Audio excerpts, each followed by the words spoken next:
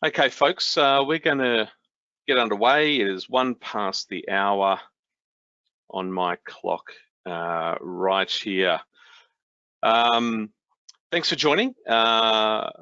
Just in terms of some introductions, my name is Adam Beck. I'm Executive Director for the Smart Cities Council in the Australia and New Zealand region.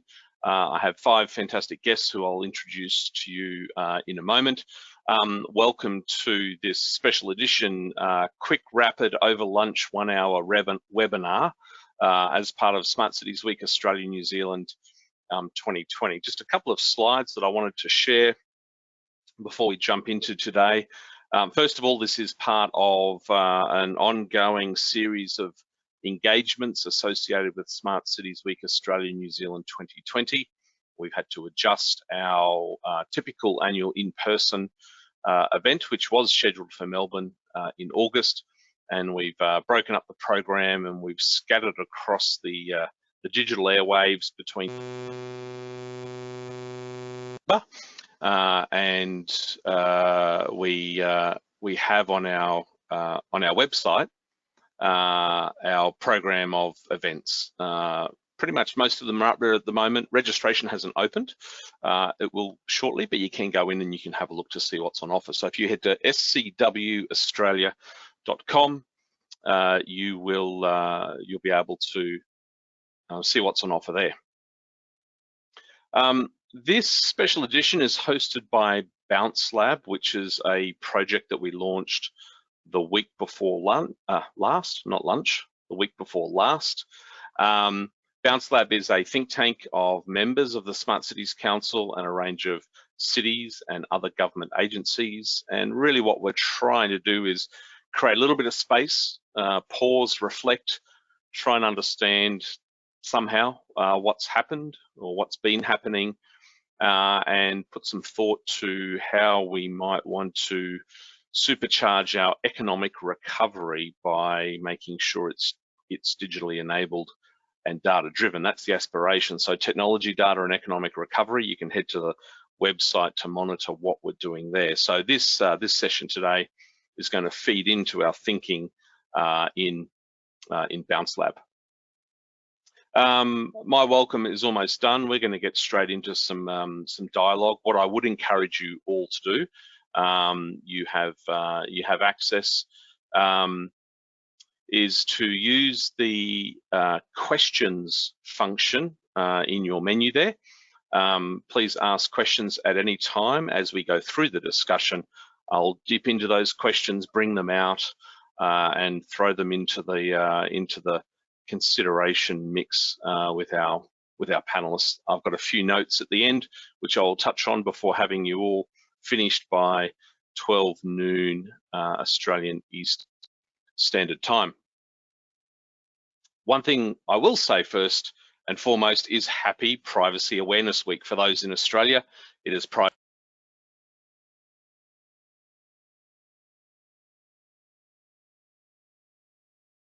on this conversation. Encourage everyone who's interested to head to the website that you can sort of just see there, which is oaic.gov.au/PAW for a calendar and schedule of events and insights this week in Australia, everything to do with privacy. So with that, let's get stuck into this conversation. Big panel for a small amount of time, but that'll make it all the more interesting. Nicole Stevenson. Nicole, if you can wave there for a moment. I'm not going to read out biographies. That's what LinkedIn is for. Encourage you to head to LinkedIn. And if these folks have a presence, reach out to them. So Nicole Stevenson is our kind of resident privacy Yoda in Southeast Queensland and beyond. Craig Young, hello Craig, are you there? Wave your hand there. Craig is in New Zealand, wet New Zealand at the moment, dialing in from Auckland. Is that correct, Craig? I think that was a yes. It is. It is, yes. And Craig is a CEO of 2ANZ, the Technology Users Association of New Zealand, so bringing a user's perspective to this. Neil Glentworth is up in the top box as the way that I look at the camera here. Neil in the middle. Welcome, Neil, Director of Community Data, Chairman of GWI, among other things. Up in the top right on my screen, I have Rowan Petz, who's dialing in on a public holiday in Seoul, South Korea. Rowan is Executive Director at the Australian Chamber of Commerce in Korea. Rowan, thanks so much for joining us.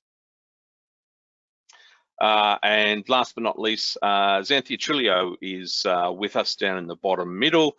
Xanthia is a close friend and an associate with the Smart Cities Council. She has other day jobs, but she has this fantastic side gig, which is being a startup entrepreneur, and she is in that role founder of Way Safer, and we'll hear a little bit more about that later. So thank you, team. I'm going to now move into the first order of business, which is giving you each 2 minutes, and I have a timer here. What I've asked each of our guests for is a 2-minute opening statement about anything and everything that they would like to express in 120 seconds around this idea of tracking, tracing, and transparency from their perspective in our current times or moving forward. I'm reaching to my stopwatch now. I am going to go firstly with Craig from Tuans. Craig, 120 seconds, opening statement, go for it. Kia ora, and thank you, Adam. Great to be with you all today. It's just after lunchtime in New Zealand on a wet day, thankfully, because we're in a bit of a drought. You wouldn't know it. So we've got a drought and COVID. I was just searching on my phone to check how many cases of COVID we had today. We're at our second day of 0 new cases. In fact, we've gone down by 1 because one of the cases which was suspected was not a case. So both countries, New Zealand and Australia, have done incredibly well on dealing with this particular scenario. There is obviously across the two nations a push for opening up the constraints that are currently in place, and it seems that the panacea for that is going to be tracing. And the New Zealand government it's not quite clear yet how much they're going to put on some sort of technological answer. My biggest concerns around that are a couple. One is from a user's perspective, it is ensuring that people don't think that's the only thing they have to do. 60 seconds. New Zealanders are good at trusting what's been going on, but they've got to have trust in the device, they've got to have trust in the application, but it's not going to replace all these other tracing things like CCTVs, good old registers when you turn up at a restaurant, distancing, etc. And just the good old human interactions with telephones and tracing is going to be so important. We are likely to follow the Australian model, and at some point, today, let's talk about cross-border sharing of data, because if we're going to go into some form of shared bubble, which the Prime Minister today was part of your National Cabinet meeting, that seems to be very much on the agenda. So I'm very much looking forward to bringing a bit of a New Zealand flavour, but also from the user perspective, because I'm certainly not an expert like Nicole when it comes to privacy. So thanks, Adam. Thank you, Craig. 1 minute, 51 seconds. That is the new record to be beaten. Xanthia, can we cross to you? I'm going to give you your 120 seconds opening statement. Let's begin. Okay, so I'm the founder of Way Safer, which is aiming to inform citizens of the locations of CCTV cameras in their public spaces, so they can plan their route based on where those locations are. I have a tracking feature as part of this app where a person can send that link to their carer or a significant other, so they can then know when they get home and they get a notification. So I'm very much about data transparency, because I need councils to give me those locations. At the moment, it's about a 50-50 trade-off in Australia. A lot have them on their websites, a lot don't. So I'm very much in favour of that. That I'm an advocate for more data transparency by councils. This is a pre-COVID app. I am looking at how I can pivot and make it a bit more relevant to our current climate. 60 seconds. Perfect. And in that scenario, I would like to know how cameras can be used to alert people about numbers in public spaces. So if they want to avoid large crowds, that they're able to. What we're looking at when the councils are recording this information. Yeah, I'm looking to really get in and inform and create digital city services that people can utilize better. At the moment, it's a bit of a minefield to get onto the council website to find where those locations are. So I'm creating an app that brings that information in an easier and more efficient way. Yeah, I'm also an engagement specialist, so I'm really keen to get this message out to community and using different tools in doing that. Excellent. 1 minute 50. Xanthia beat you by 1 second, Craig. So Nicole Stevenson, I'm going to queue up the timer here. You've got 120 seconds. We are crossing to you now. Hi, everybody. Happy Privacy Awareness Week. You can imagine this is one of my favorite weeks of the year because it's the time when myself and the professionals in my space have the opportunity to try to make a big impact and a big difference, not just to the community, but to the various layers of government and industry and so forth that we serve. So today is a fantastic time to talk about this topic, Adam. What I think is really interesting is oftentimes we have this idea that we have to either be for or against something like a tracing app or some other kind of application or development or platform where there's a level of surveillance of the community. And as a privacy expert, I have to say I'm also a privacy pragmatist. Sometimes I think it's not about whether we are for or against something, it's about what does the situation call for in the particular circumstance? Do we need to involve technology or some kind of a platform to serve a purpose, to solve a problem? And if we do, what kind of controls are we going to put in place to ensure that whatever's being done is both lawful and fair and reasonable from the perspective of the community? So this is the approach that I take when we think about things like the COVID contact tracing app. And during our conversation today, I'm hoping I have a chance to talk a little bit about the legislation that's now on the table through the Australian Attorney General's Department in that regard. Thank you. Very well done. Thank you, Nicole. 1 minute 38, the reigning champion. Neil Glentworth, I'm queuing up the timer and we're cutting over to you now. 3 things. First thing, get over it. Surveillance and tracking has been part of our lives for the last 10 years and has continued in retail, has continued in public spaces, whether it's been done blindly or not. It is a massive part of what has been going on. Second thing is legislation in Australia and New Zealand, generally globally, is way out of date, way out of sync with technology, iteration, and the way people think. And the third thing is around community and community engagement. There is a level of naivety amongst the community about how much information we give away each day and how it can be assembled. So that's it. Okay, Neil, not mincing his words as usual, comes in at 52 seconds. Thank you, Neil. Final opening statements from Rowan. Let me cue the timer up here. Now, it's not a race, okay? So, Rowan, you can use your entire 120 seconds, but okay. Over to you, my friend. What would you like to share? Thank you very much, and welcome all. I guess I just, my own personal perspective about South Korea, and for those who do not know much about Korea and its what's happening here. Korea is a population almost double of Australia, 50 million people. To date, it's had close to 11,000 cases of COVID and around 252 deaths, which is remarkable considering the size and the situation it was in only a couple of months ago.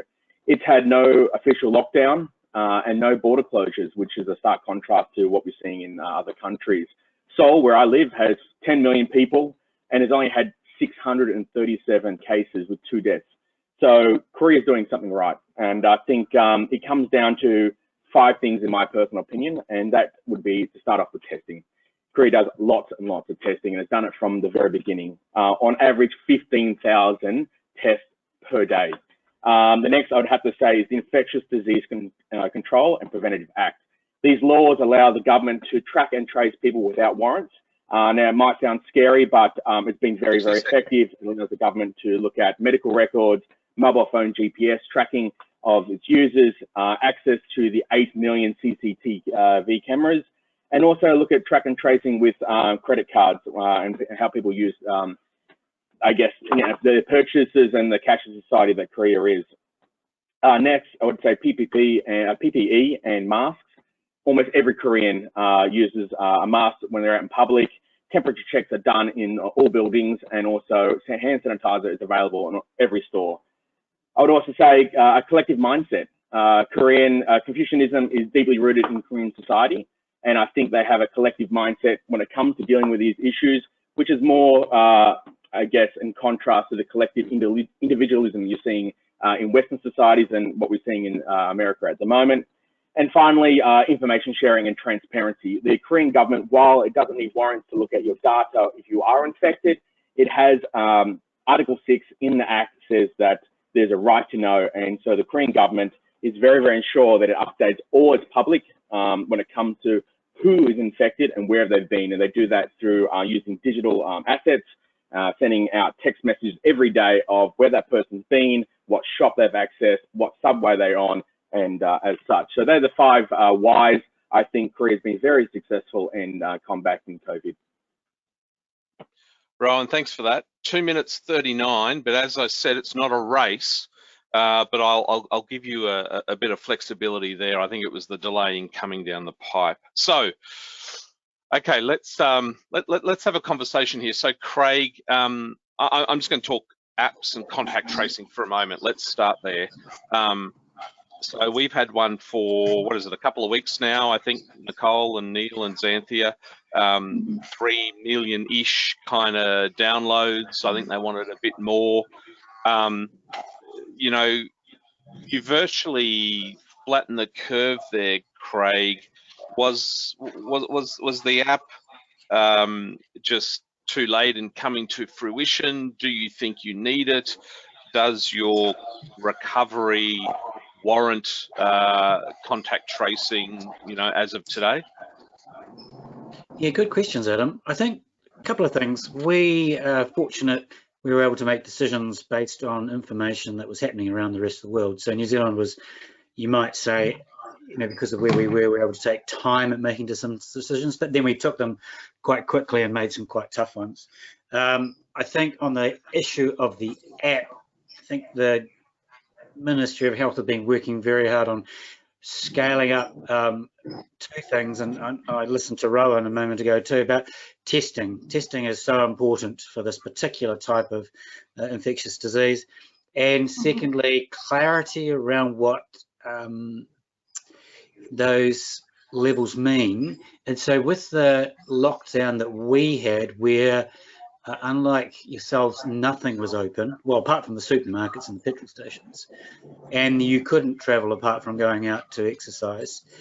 It was very easy to police, so tracing doesn't really become an issue at that point. We're now down 1 level, and it is starting to become an issue. So people are starting to push out further, take chances. Certainly not like your beaches in Australia. We're not getting down to that level, but certainly getting out and about. So they've been able to take their time on looking around and seeing what else has been happening elsewhere. Certainly the 2 jurisdictions they've been watching is Singapore and Australia, mainly because we have incredibly good relationships with both of those countries. I mean, you're our cousins, so you might as well share what you've got. And then particularly Singapore, because we've got a very close relationship with them as well. I'm watching very carefully. You just made the number. I think you said 3 million. Did I read somewhere it was 4 million have downloaded your app now? Now your population is 18, or is it more than 26? That now? 26. Yeah. It's not a big number really when you consider you got 26 million. Okay, some of those will live in the middle of the desert where no one else is around. But you know, that sort of take up isn't going to work in New Zealand. We've got to have a bigger take up for our 5 million. So tracing and tracking if we want to go to level 2 for us, which means that we can actually get out and eat at restaurants, we've got to have these things in place. We blow out otherwise. I don't think there's no debate in New Zealand as to there needs to be some form of tracing. The debate is around how quickly do you get there and how does it work and what information is kept. Rowan, was the tracing in place from day one? Yeah, that's right. I think Korea was one of the the countries that sort of set the pace when it comes to testing, and they did it from day dot. I mean, they've had a lot of experience with MERS and SARS, so this is not new to them. And so not only was testing widely available, but it was very accessible, and they made it free for everyone, regardless of your symptoms. Everyone can go get a test. It was regardless of your actual your visa status. So there's immunity for people who were illegal migrants in Korea, tested for free and without any repercussions stemming from that. Rowan, as an Australian living in South Korea, was there a sense of invasion of privacy culturally? How did that fit with you? I'm actually quite supportive of Korea's approach to this.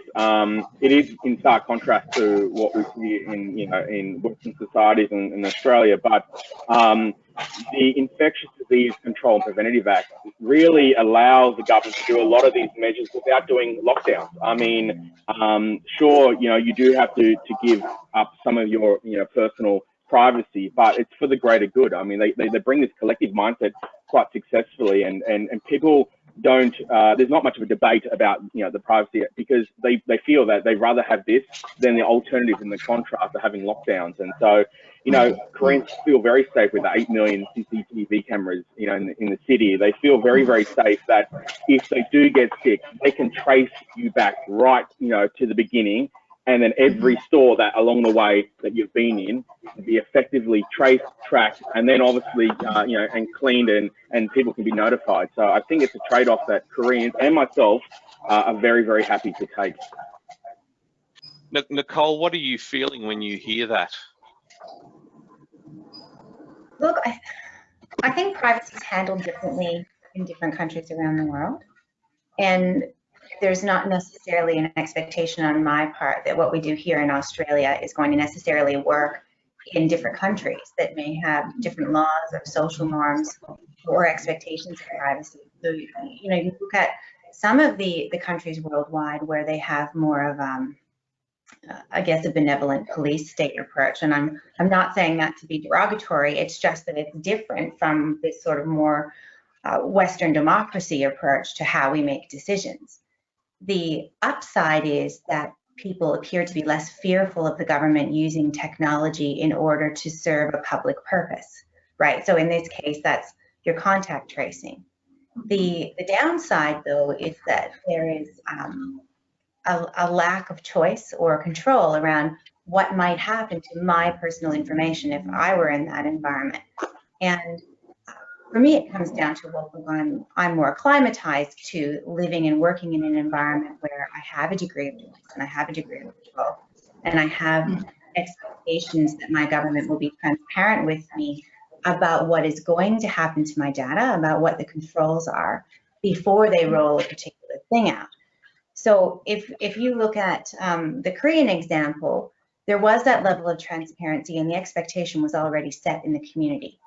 Whereas here in Australia, there was a lot of mixed messaging, less transparency than the community might expect at the outset, and then a whole lot of toing and froing around what kind of controls would be appropriate to put in place to ensure that the community's personal information was secure, that privacy principles were adhered to, and that there would be some kind of rollback of what happens to that data once the current crisis passes.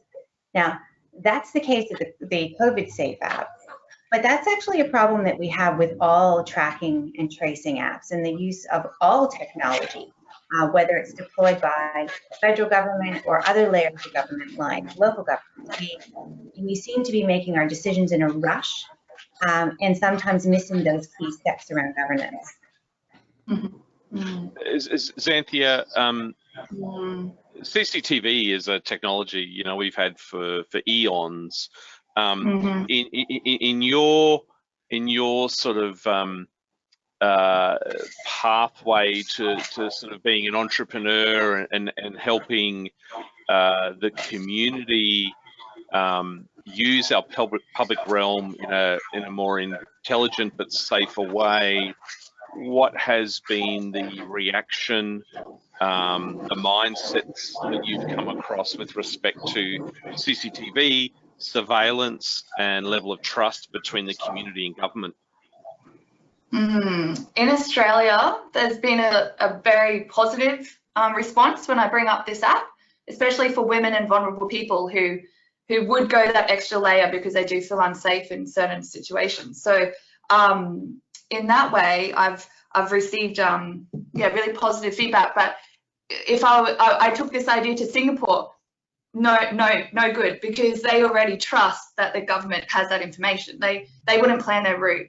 They just know that they're watching. So I've just got to be very conscious of that CCTV isn't as advanced here as also other places. I know that you can do facial recognition in China and some other places. So yeah, keeping it basic. If the government want to keep rolling out CCTV cameras, then I'll keep putting them on my app. If they want to look at redirecting their safety measures, then I'll include them into the app. So yeah, just trying to work with what we've got, basically. And it has been, the community won't replace that face-to-face knowing your neighbor. That's probably really great security. So this app is just one piece of your toolbox when you're out and about if you want to feel safer. Yeah, okay. Neil, we are in unprecedented times. I think I can kind of say that with an element of authority. Does that give us the agency to go to places that we haven't been before with respect to surveillance? Why, and sort of why did it take Australia kind of 2 months before we really got some tracking or tracing in place? I mean, we've been, the functionality, the ability to track mobile phones and ping around as that capability's been here for a very, very long time. What's your take on what did or didn't happen here with respect to sort of tracking and tracing? Thanks, Adam. Look, it's really simple. It's a political issue. It's not a policy. It's not a legislation. It's not a health. It's a political issue. The debate would have been is how much political bark can we take off if we do this, because we haven't brought the population on this journey over a very long period of time. That's really where it's at. The term surveillance, tracing, tracking is largely unhelpful. It goes to, and Zamfir made a really good point about vulnerable people, okay? CCTV camera, massive invasion on my privacy. Go tell that to a homeless person that takes great comfort from sleeping underneath a CCTV camera because they know that they are less at risk of being abused on the street. So tracing and tracking is a health issue now, and that's what we should see. And we should use this opportunity to look at tracing and tracking, not as in a punitive way, but in a healthcare issue, because the ability to have data more dynamically means we can make improved decisions. Improved decisions means improved outcomes. And to Zamfir's point, which I really do hone in on, the most vulnerable in society are really the ones that we can help most. The final point I make on this is, at the moment, there's this absolutely insane round on domestic social media, Facebook, of posting your greatest records or your dog's name or your kids. I mean, it's just an information security pleasure ground for building up profiles of people. And so the paradox of people talking about the COVID Safe app, whilst at the same time openly providing enormous amounts of private information to build up a profile, it's quite mind-blowing. So I have to say is that if the language is turned through to healthcare and there are demonstrable results, it's a different conversation. Is is the issue of trust between the community and government relevant here? I'm opening this to the floor. Anyone can have a crack at this one. Yes, Nicole? I thought the hand raising was a good idea, just in case we started talking over each other. Look, I think the paradox that Neil raises is really important, and it's something that I come across all the time as a privacy professional, right? There's this conversation about, oh, well, you know, we shouldn't have an expectation of privacy because we give up the same information every day on social media, right? That's usually the call that gets made. Or the other classic, well, if you're not doing anything wrong, then why does it matter to you, right? There's this attachment of privacy, right, to whether or not you've engaged in some kind of criminality, which again is, I feel, a silly way of talking about privacy. I think more important and more to the point is, what is our government required to do in terms of protecting our privacy? What do our laws say? And our laws are a way of codifying community expectations, right, in a consistent way. And our community generally has an expectation that the government will observe our human right to privacy. And we've set that out in a variety of different laws. What this does, though, is it creates this paradox, because in our private lives and in our personal lives, we may choose to release vast amounts of personal information about ourselves. But in our interactions with government, we wish for government to apply the rules that it has set around how our personal information will be handled in accordance with the law, right? That creates a really difficult problem when we look at things like beneficial contact tracing during a pandemic. It's absolutely clear to everyone, including privacy and security professionals, that having a way to contact trace quickly is incredibly important, right? Just like there are lots of other reasonable public purposes for lots and lots of other different kinds of technologies. The challenge now is that we're not engaging in this balancing act at the appropriate time. The time to talk about privacy in the context of contact tracing or any other technology is right at the beginning, right when you're starting to put those messages out to the community, right when you're wanting to build trust and offer information so that the community knows without a doubt that this particular tracing activity is for a purpose and nothing else. Rowan, can I ask you, I'm going to ask you point blank, I'm going to come right at you. Do you trust the government over there? Talk me through kind of that relationship with the government and how you feel. I mean, you're a supporter, you went in hard and strong. Is that just you? What about the broader expat community? So, you know, I was speaking to my Korean friends just yesterday about this actual topic, and I said, like, do you trust the government here? And look, Korea's got a very interesting history. I mean, only, you know, a few years ago, looking at my window here, there was 2 million people protesting for the impeachment of their president, which now is in jail. Korea has a very dynamic political scene, but in the end, when it comes to this, they trust the government. They might not trust the government on other issues, but when they see that, you know, this is for the collective good of the people, they trust the government they elected to do the job, and they trust it with their data and with their privacy, because in the end, there's laws to protect the citizens, but also there's enacted in the acts within those laws, there is, you know, the Right to Know Act, which creates this transparency of what the government's doing with that data. And, you know, and that's what I think we need to tell, you know, the Australian public, that, you know, the Australian government is not going to be spying on every aspect of your life. It's the health department that's going to be using this data to effectively treat and track and trace, you know, infected citizens. So I think that's the lesson we need to learn when it comes to, you know, Korea's success and what Australia can do to adopt a similar approach. Hey, Craig, what's your, I'm going to ask the question and you can sort of springboard from that. I'm keen to know what do you think the level of trust is between the community in New Zealand and the government over there?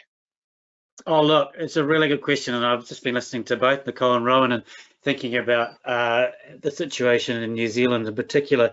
You know, we're Kiwis, we're very similar to Aussies in that we have a healthy disrespect for some of our government and certainly our politicians, but I have been impressed and amazed by the number of people who certainly would not be of the political leaning of our current communicator-in-chief, we might call her, the PM, but the transparency that's come from her and Dr. Bloomfield, who's the head of the Department of Health. I mean, that's critical. That's critical to get buying. And I was listening to both Nicole and Rowan. You know, if you don't have that transparency, if you hide behind things, then that's when people don't trust you. You know, we've got healthy debate going on in New Zealand around, you know, how quickly you roll back things, you know, what information can be used. It's like any political, you know, everything is there. But in general, I think what we've found is at this point, when there's a common goal or a common, to put it bluntly, a common enemy, you know, we've come in behind our leaders, and generally they've pretty much made the right steps. There's a couple of missteps that have happened along the way, as you would expect. But yeah, we are just talking about privacy and Nicole's comment. We've got a very strong privacy commissioner in New Zealand, and we've been making some changes, and certainly he's got a strong voice in some of the things that have been happening. My concern is, just like Nicole mentioned, is that particularly people who want to rush to get businesses open, and, you know, let's be frank, there's lots of people out there that need their businesses to start again because they've got economic pressures, that they won't think about the privacy issues, or they won't think about that. They'll do exactly what we just said, which was we'll just give it all up because we want our business open, and that's just not right. We've got to come back to that balance. We've got to move carefully but quickly. Neil, does not just sort of the experience with the app here in Australia, but does this sort of entire thing that's been going on give our nation, Australia, the opportunity to change, and do you think it will? On this issue around openness and transparency and trusting, and yeah. Look, absolutely. So the problem is we're all dealing with effect, not root cause, because everybody's been taken off guard in an age where digital identity, and Nicole made a really good point, but the irony is that, you know, large percentage of governments monitor social media for sentiment analysis. There are whole companies that are based in and around that philosophy. Here's my contention. My government basically holds my digital identity in terms of my passport or my Medicare in Australia. Why in the last 10 years hasn't it created me a digital identity that I can have and work on over evolution over a period of time? And what we're now faced with is a binary decision in a very complex issue. And Craig makes a really good point in terms of, you know, not rushing into it. But the frustrating problem is we're all dealing with effect because we failed to deal with root cause. And this should be an ongoing conversation over many years about how willingness people are changing. Now, let me give you a good example. If I wanted to get 50% off my local government taxes rates, okay, and in return, to get a 50% discount, I gave my personal data so that my local council could give me more intimate services rather than the one size fits all. Would you do it? Well, that's a big question. But actually, your local council could probably deliver you a better service if you're willing to be more intimate with it, in the same way supermarkets, other retailers. That's a big, big change. So yes, I believe that this is a catalyst for change, but we have to go deal with root cause, is the fact that both in Australia and New Zealand, and largely globally, we are way out of date in policy and legislation from the advances. There isn't a large capital city council in Australia that doesn't monitor social media and sentiment analysis. So to say that government, when we give them their data, yet it's already being tracked. It's projects that I've dealt with and Nicole and I have worked on in terms of bringing privacy back under control. Yeah. Thank you, Neil. I'm going to head to the Q&A box just for a second. I've got one up here. This is open to anyone who wants to grab it. How do we bridge the knowledge gap in the public around the cost benefit of tracing apps and CCTV analysis? Privacy protection is applied in the way that the data is processed and handled. This seems to be at arm's length. The public would love to hear the views on this. Who wants to tackle that one? I nominate Nicole. How come the cost benefit analysis of these things sort of isn't stacking up for our community? Something that comes to mind for WaySafer, Adam, is the cost benefit analysis of the call out of police to social problems in a park at night. Why couldn't we use CCTV cameras to just check in and see what's going on better, rather than calling the police out, using resources? So that's something that I wanted to do when I was at council, was look at that cost benefit analysis of call outs and doing like monthly SEPTED audits of parks, but the actual impact was so small compared to creating real-time data for that purpose. So yeah, that's what came to mind. So Nicole, you go. So I think there's actually a really good solution, particularly for local governments, right, that are wanting to get some big bang for their buck in terms of communicating with the community about their projects in a way that's digestible and can allow for the community then to perhaps even provide feedback, right? So that there might be a way to rejig elements of a project or a program to suit community expectations. And that exercise is called a privacy impact analysis, right? And I think, or that kind of an assessment. Now, that privacy impact assessment approach describes a project in detail. It describes the public purpose of the project. It describes how the information flows within the project, right? So it gives you all of that kind of high level information that you might want to know. But then it also delves into what are the risks to me as an individual, and what are the benefits to me as an individual? And does the risk outweigh the benefit? And if it does, is there a less privacy invasive way to do the thing, right? So I think tools like that, and I'm not saying a privacy impact assessment is necessary for everything, but it's certainly going to be a really important tool to use when we're talking about using data of the community to give effect to a purpose, whether it's for rolling out CCTV or free public Wi-Fi or location tracking at events, right? There's a variety of different things that we might want to do that involves personal information. The privacy impact assessment is going to engage the community in that.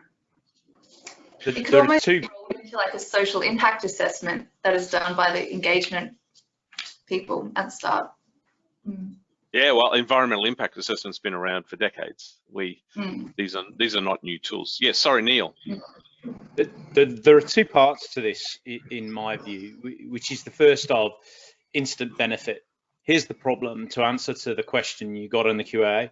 It's very hard, it isn't actually hard, it's hard for government to give instant benefit. So if I give my data up, am I X percentage safer? So if I'm using the app, does that mean I'm less susceptible to COVID-19? No government is going to say that, because you go back to Maslow's hierarchy of needs, people will do things to best protect themselves. But the second thing in terms of here, the answer in this is behavioural economics. All of tax departments in New Zealand and Australia use behavioural economics, the theory of nudge, which is, and that's what we're seeing in the communication. X million people have downloaded, and that's a behavioural economic phrase in order to nudge people there.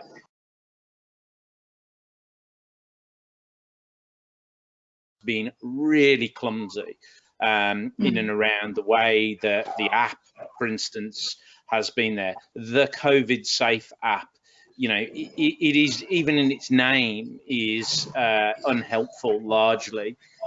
We actually need to change our language to those things that go back to my first point, providing a direct benefit. By downloading this app, by offering your data, it's like, if you don't smoke cigarettes, you have a longer life expectancy. That is the greatest driving factor. If you don't eat large fatty foods, you have a greater life expectancy. If you don't drink and drive, you're less likely to crash your car. The problem being is to go and put that framework, as Nicole described, around laws and legislation, there has to be a carrot and a stick.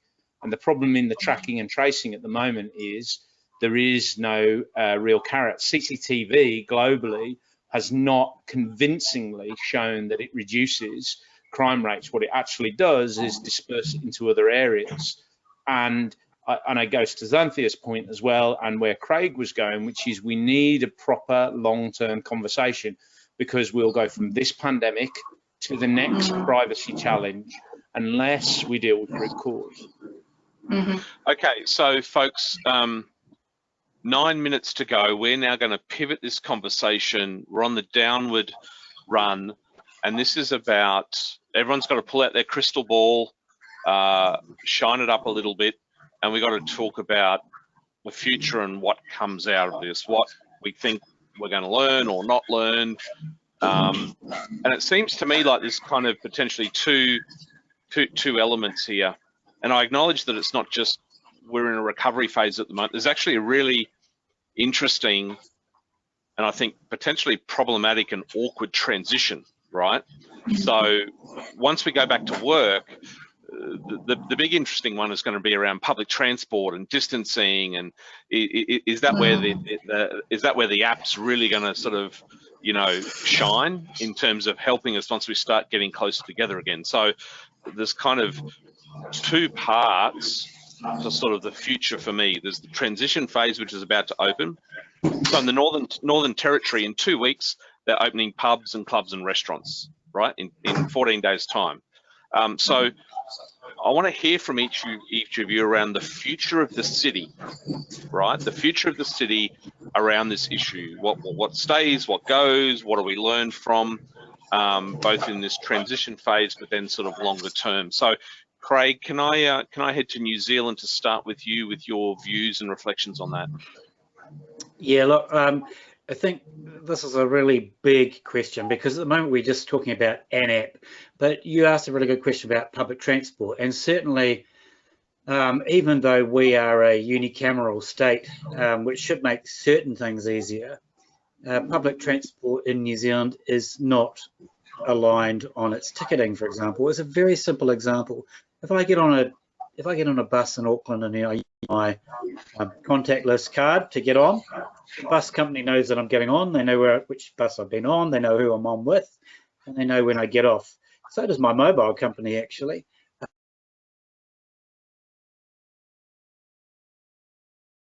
No, but it won't know that I've been on public transport, for example. It knows I've been moving. So we need to get over somehow, and this, you know, this is where I really rely on people like Nicole to help work out, how do we get a view that allows somebody to put that data together for a particular goal. I mean, I wrote a piece in our members newsletter. I write a newsletter every week, and I said last week, there's 4 things you have to think about before you agree to anything around signing up for contact tracing. It's, you know, privacy, what happens to your data? Trust, do you trust the people you're giving it to? Are they transparent with what they're going to do with it and where it's going to go? And then the technology. And look, just come back. Can I just come back to technology just for a sec? It has to be something that works. You just talked about the fact it doesn't work when the app is not open. If it drains your battery, like so your battery only lasts for half a day, you'll delete it. We know the shelf life of an app is about 3 days. It's no use. So there's all these sorts of things that have to be put in place. And again, it comes back to my point, it's not the panacea. We have to do all these other things as well and have the privacy conversation. Yeah, Rowan, over to you. The sort of the future of these tools as part of the future. Look, you know, going back to what Craig said, and also a little bit what Neil mentioned in the beginning about tools, but I don't think we need a crystal ball. I mean, you know, what's happening in Korea is already effective. I mean, I'm not going to say it's foolproof and, you know, it's the only solution, but we have the tools here. I mean, we have a largely cashless society already. We can track people's, you know, cash movements, you know, when they're touching on buses and stuff. They do that in Korea. It only takes 10 minutes for the Korean government to track and trace an infected person. 10 minutes. It's astounding. And they can track if you got on that bus or on that subway. They can track if you went into that shop. They already did that with a case, you know, a couple of weeks ago with an infected person. They forgot where they'd been that day, and they forgot who they were with, and they end up finding out that they went to 4 shops and got on a bus, and they found out that actually were with their spouse and kids as well, which they forgot about. And they actually notified them using CCTV that you were with your spouse and kids, and you went to the 4 shops using public transport. I mean, the tools are there, we just have to use it. And as Craig was saying, what we need to do now is convince the public that what we're doing is safe, transparent, and the information is going to be used correctly. And that's what we really need to go over. So I see this as more of an issue of transparency and trust with their government, more so than what the tools we've got. We've got the tools. I mean, Korea doesn't even use an app. I mean, it has an app for people who come in, you know, from abroad, which the border's still open by the app if you arrive by plane or sea. But other than that, the tool they've got already are very, very effective. And I think Australia needs to look at that. But the biggest issue for Australia is convincing the public, showing the public that what we're doing is in the best interest for them. It's trustworthy, but and also their data is not going to be misused. Yeah, thanks, Rowan. Xanthia, what are your views on this sort of final sort of, you know, looking forwardness that we're discussing now? Yeah, I just looked to the past for a second, and all I could think of was my health record and how that was a shambles and what happened there, and we're just reliving that right now. So just to Rowan's point, yeah, we can look at other countries and what they're doing, but how I see cities transforming after this 6-month, 12-month period is that there's going to be a bit of a move to the suburbs. I think the city density, the people will see that as a bit dirty, like I don't want to be around people anymore. If we can create technology that lets them plan and prepare their trips better, then, you know, to reduce it and give them their freedom back, I think that's going to be good. I think people are going to be working from home a lot more. Obviously, commercial real estate will change the forces there. So I think I'm positive about the future. I think apps like WaySafe, COVID Safe do need, even for my sake, need more refinement in the privacy sector. But I think it's a good start. We've started the conversation. We just got to remember what we did previously and what didn't work, and try and apply things that do. Excellent. Thanks, Xanthia. Yeah. Yeah, thank you. Nicole Stevenson, what are your views here? Yeah, I'm kind of taking a little bit of a different tack. I'm not really looking at, say, the COVID Safe app over any other. What I think has happened, though, as a result of this process is that the community has become more engaged on the topics of privacy and data security. And I think that's awesome, right? I think that that's exactly what's needed in our society to address a lot of issues, including this prolific information sharing over social media, as an example. And Neil raised that before, that people need to be wiser about the decisions they're making around the handling of their personal data, who they're giving it to and when and for what purpose. So I think that we've had this exceptional lesson happen as part of this pandemic for our community. What's also happened is that there has been an astonishing level of engagement from privacy and information security professionals all over the world on this topic. And governments are listening to us. So what this tells me now is that we have potentially a two-pronged wonderful approach within our cities.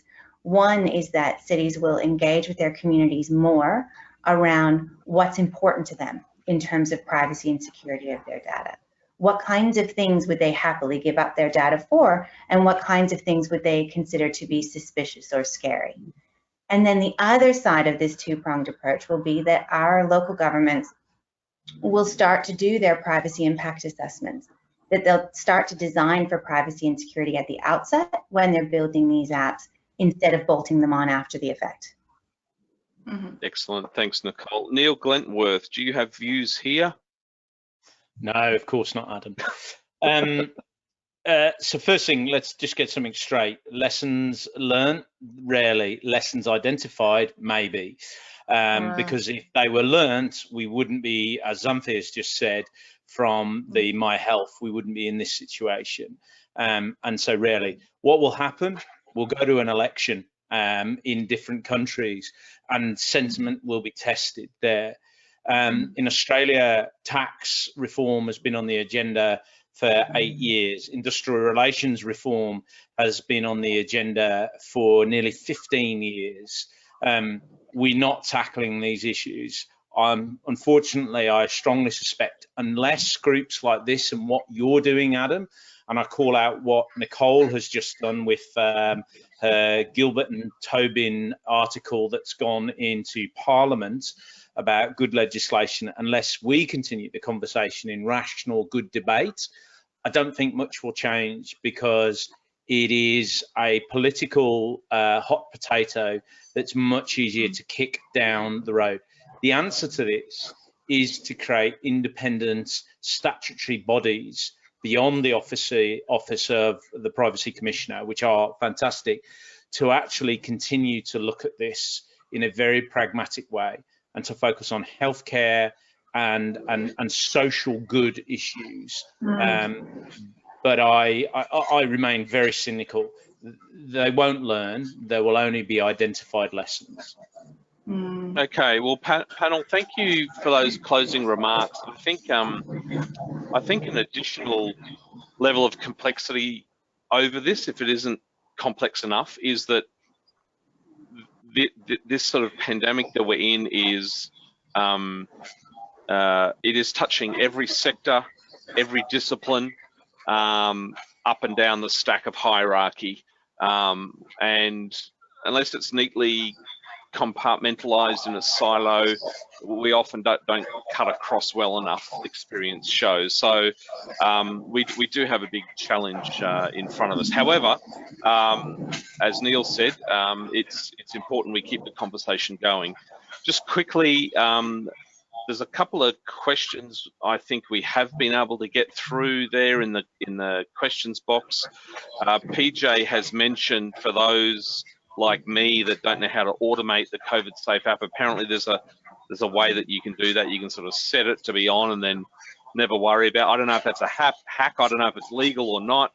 I don't know what happens when we click on that YouTube link you put in there, PJ. But anyway, someone obviously has some good instructions out there. So, folks, with that, a couple of quick advertisements. This is my last slide. We've got a lot coming up between now and November with Smart Cities Week. Just on data alone, we have a monthly series of data dialogues. When you head to scwaustralia.com, you'll then see, of course, the broader range of activities that we have going. I'd also like to mention that we do have our podcast.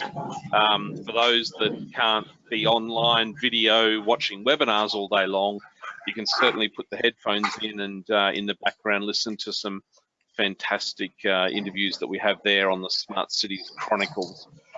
We also have every day additional projects being added to our Smart Cities Activator platform, which is a real-time global library of smart cities projects across the world, and more we're seeing are related to COVID-19 responses.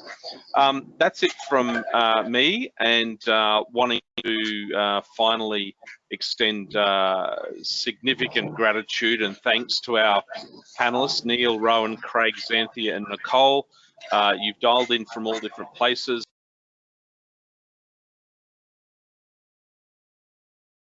Thanks so much for being with us today. We look forward to bringing you another exciting, engaging online forum again soon. Thanks everyone, stay safe and have a fantastic day.